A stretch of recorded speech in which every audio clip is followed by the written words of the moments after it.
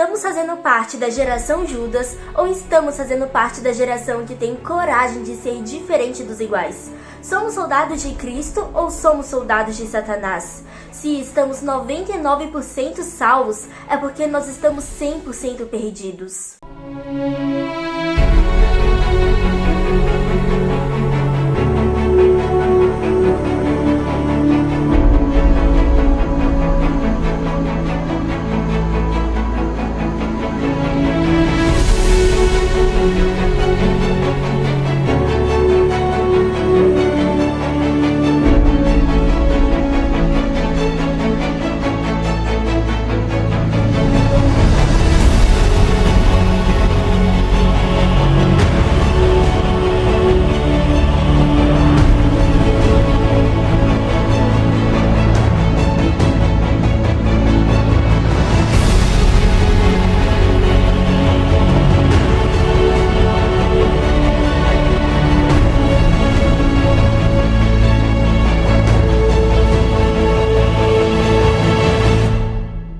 A geração Judas ainda existe nos dias de hoje.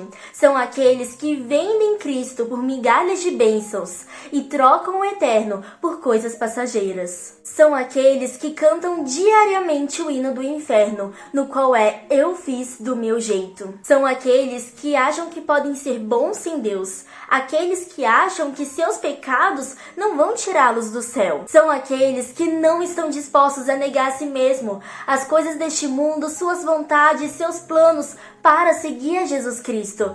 Essa é a geração Judas. Pessoas religiosas que nunca nasceram de novo. Como podemos fazer parte do exército de Deus? Como podemos ser justos diante de Deus? Como o pecador pode ser justificado? Nicodemos ocupava uma alta posição entre a nação judaica, possuía uma educação superior e talentos acima do comum. Era religioso e conhecedor das Escrituras, mas o chamado de Jesus a ele foi: você precisa nascer de novo. O mesmo chamado é nos feito hoje também. É impossível sermos soldados de Cristo se não nascermos de novo. Em Atos 3,19 vem nos falando assim: arrependei-vos, pois, e convertei-vos, para que vossos pecados sejam apagados, e assim venham da presença do Senhor tempos de refrigério. Somente aqueles que entregam todo o coração a Deus, levam a armadura de Deus e se tornam soldados fiéis de Cristo, soldados bem disciplinados. Deus requer todo o coração. O verdadeiro arrependimento requer tristeza pelo pecado e afastamento dele. Se não afastarmos sinceramente do pecado, não haverá mudança de vida. O verdadeiro arrependimento não é medo das consequências. Na Bíblia podemos ter o exemplo de falsos arrependimentos, como o arrependimento de Faraó, Esaú, Balaão e Judas. Somente o Espírito Santo pode nos convencer do pecado, da justiça e do juízo. Somente Ele pode nos dar um verdadeiro arrependimento. Quando o coração permite que o Espírito Santo influencie, a consciência é despertada e o pecador consegue ver um pouquinho da santidade da lei de Deus. O pecador percebe a sua condição, começa a enxergar a justiça de Cristo e experimenta um sentimento de impureza própria diante daquele que conhece todas as coisas do coração. O arrependimento de Davi foi o arrependimento verdadeiro. Em sua oração, ele não pediu só pelo perdão, mas um coração puro. Tinha o enorme desejo de ser aceito por Deus e desfrutar da santidade. Somente em Cristo podemos ter o verdadeiro arrependimento. Muitos dizem que devemos nos arrepender primeiro, antes de nos achegarmos a Cristo, mas isso não é o que a Bíblia nos ensina. Devemos aceitar primeiro o convite de Cristo: vinde a mim todos que estáis cansados e sobrecarregados, e eu os aliviarei. Somente Cristo pode colocar em nosso coração a inimizade contra o pecado. Somente quando contemplamos a luz de Cristo que conseguimos ver a nossa pecaminosidade. Quando a luz de Cristo ilumina o nosso interior, vemos a nossa pecaminosidade, nossos desejos egoístas, a nossa inimizade contra Deus. O exemplo de Paulo nos mostra a verdadeira conversão.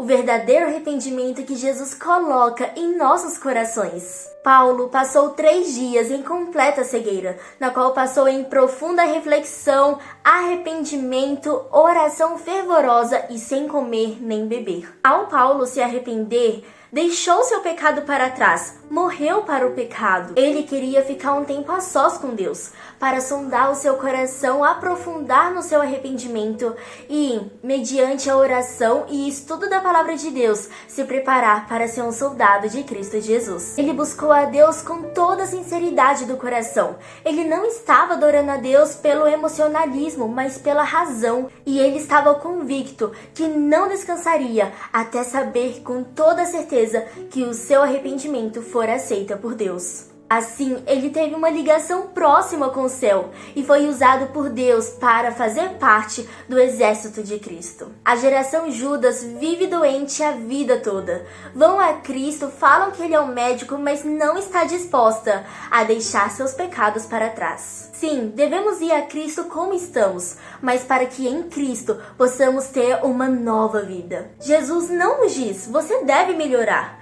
O seu chamado para mim e para você é, você deve nascer de novo. Se queremos fazer parte da geração eleita e escolhida por Deus, devemos permitir que Deus nos quebre em pedaços, quebre os nossos ídolos, nossos desejos, nossos pensamentos egoístas e que não glorificam a Deus. Para que o sermão principal da nossa vida seja ilustrado por nossa conduta. Para que quando o pecado for amargo, Cristo será doce. Não podemos esquecer que seguir a Cristo não é nunca mais ter tentações, mas é ter a certeza que podemos vencer cada tentação, como Jesus venceu. Sempre haverá uma luta entre a carne e o espírito, e vencerá aquele que for melhor alimentado. Se estamos alimentando a nossa carne, nossos pensamentos que não glorificam a Deus, nossas palavras ásperas, atitudes que não representam o verdadeiro cristianismo, nossos planos que não elevam o nome de Deus, então a nossa carne será vencida. Jesus não quer que seus filhos caiam no mesmo pecado vez após vez.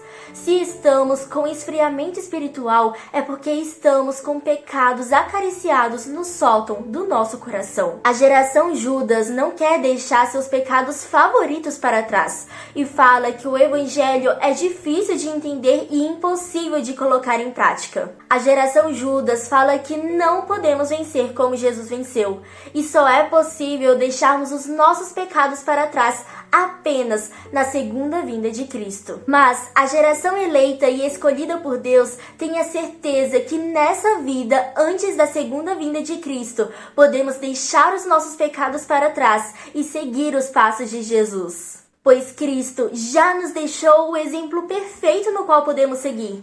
Ele já nos deu a vitória. Tomemos cuidado com os adiamentos. Cristo nos chama hoje para deixar os nossos pecados para trás. Não é amanhã, é hoje. A nossa vida está em jogo. Devemos escolher hoje a quem serviremos. Não podemos considerar o pecado algo sem importância. Não podemos brincar com algo que Deus leva a sério. Quando rejeitamos a graça de Cristo, o nosso coração endurece e faz com que o chamado do Espírito Santo seja cada vez com menos intensidade. Cristo está pronto para nos libertar do pecado, mas não contra a nossa vontade. Jesus está batendo na porta do nosso coração. Permitiremos a sua entrada? Jesus não divide o coração com Satanás. Se queremos ser soldados e testemunhas de Cristo, precisamos permitir que Cristo reine em nossa vida completamente. Sem a santidade, não veremos a Deus. Nossos pensamentos, propósitos e atos não serão mudados em um piscar de olhos na segunda vinda de Cristo. Se hoje estamos acariciando os nossos pecados, amanhã não poderemos ver a Deus em sua vinda.